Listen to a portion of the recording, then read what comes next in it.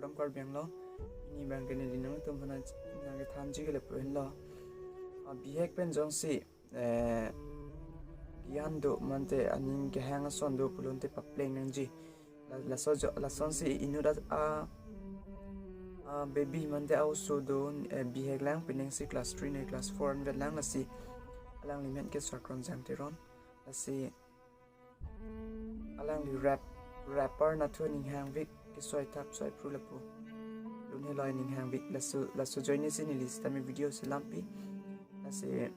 hala apina thu music bang ka sab oning parong pon nang pusi music thap bi det lo asi